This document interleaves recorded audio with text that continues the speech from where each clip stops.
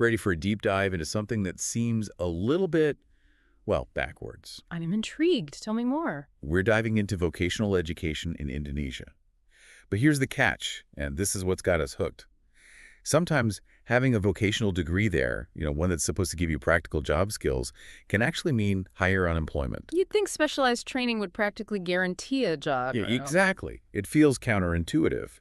But that's why we're here, to unpack it all. And we've got some fascinating research to guide us. We're looking at a 2024 study that really dug deep, analyzed data from every single one of Indonesia's provinces to try and understand this trend.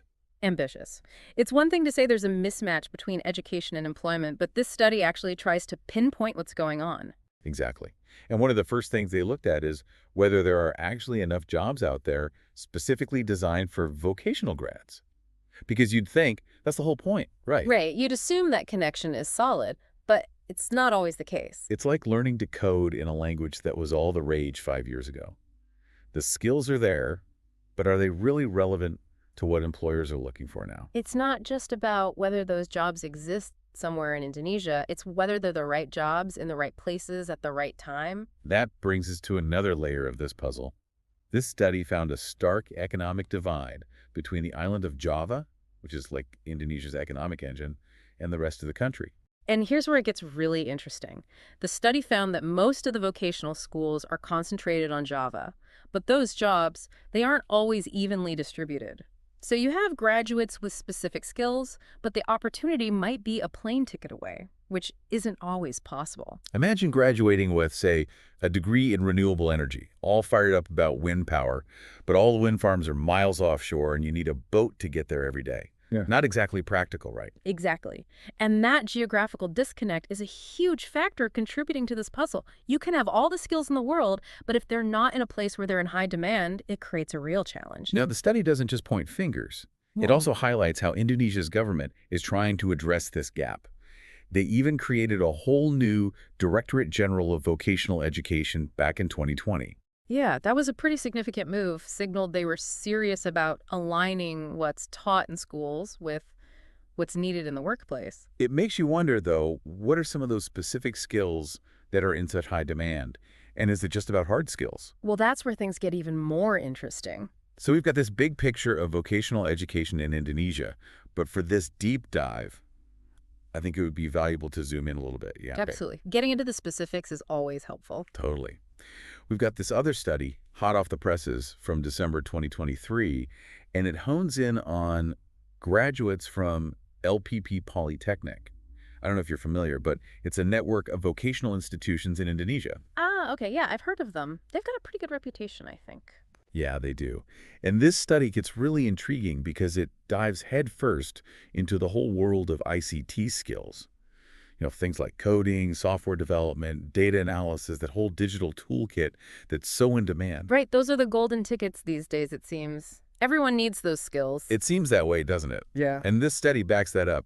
But here's where it gets even more interesting. Ready? Hit me with it. It's not actually enough to just have those technical skills. You need what they call soft skills to go along with them. Ah, the ever-elusive soft skills. Can't live with them, can't live without them. Okay, so for our listeners, give me some examples. What kind of soft skills are we talking about? Think about communication, problem solving, teamwork, adaptability. The things that help you work well with others. Those are the skills that let you handle curveballs, work through challenges, and honestly just thrive in a busy work environment.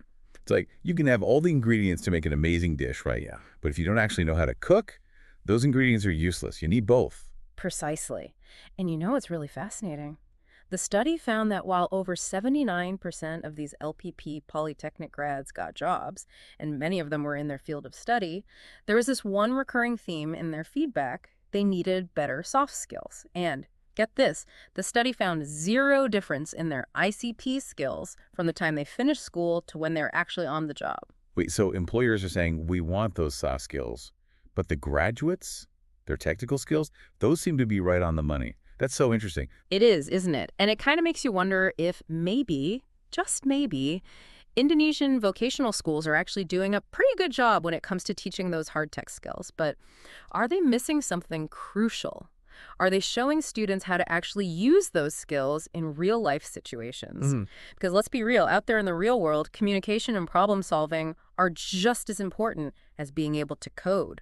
It's like, imagine understanding every single grammar rule, but not being able to write a story that people actually want to read. You need both, right? The Yeah. foundation and then that extra something that makes it all come together. Exactly. You need to be able to bridge that gap between theory and practice. So here we are, we've talked about the big picture of vocational education in Indonesia. We zoomed in on those really important ICT skills and how those soft skills can really make or break your success.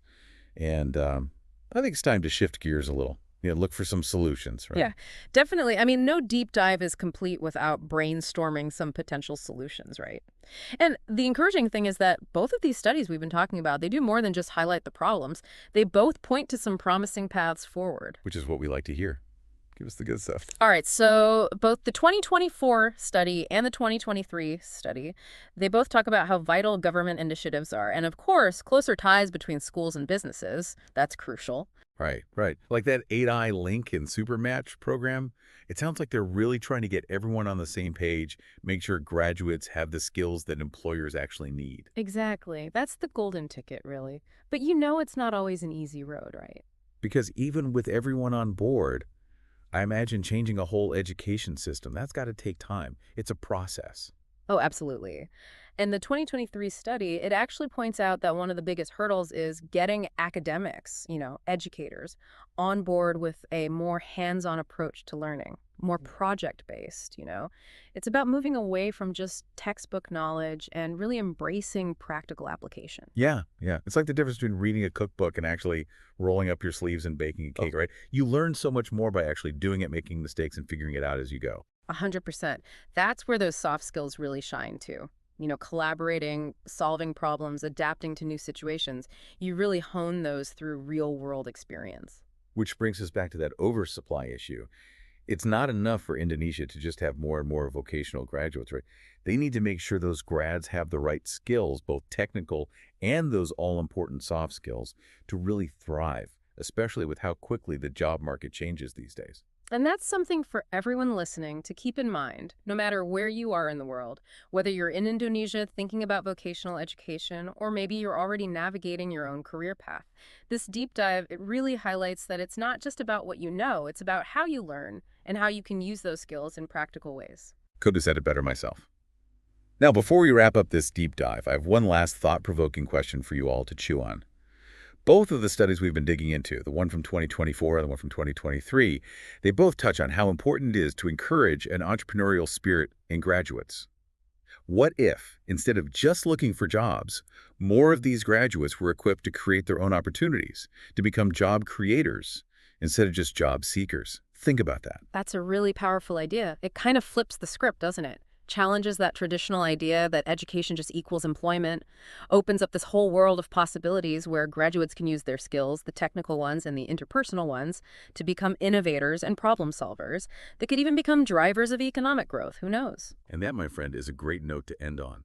If this deep dive sparked your curiosity, don't let the conversation end here. Keep exploring, keep asking questions, and remember, the most important skill you can develop is the ability to adapt, learn, and grow.